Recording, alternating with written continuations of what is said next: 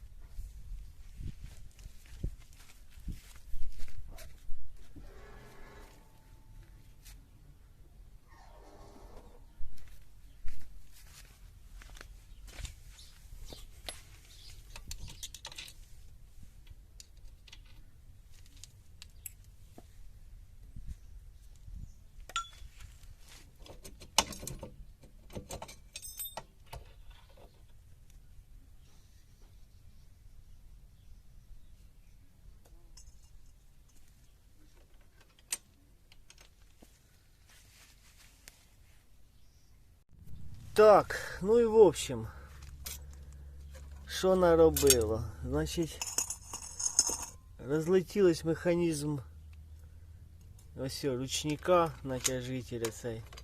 Я так і думав, я думав, що тросик, ось воно все випадає.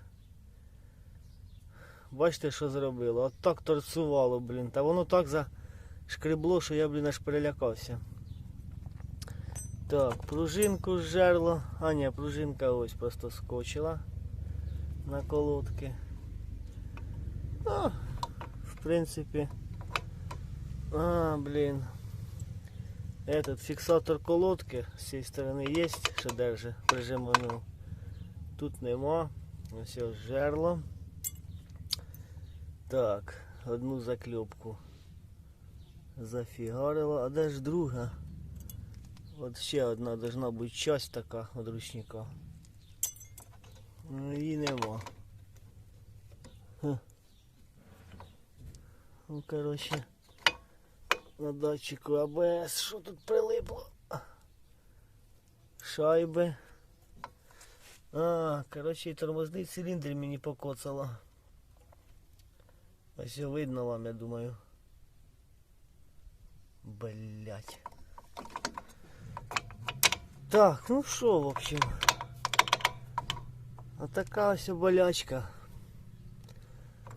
Значить, зараз будемо устранять временно. Потому що сьогодні треба їхати на роботу.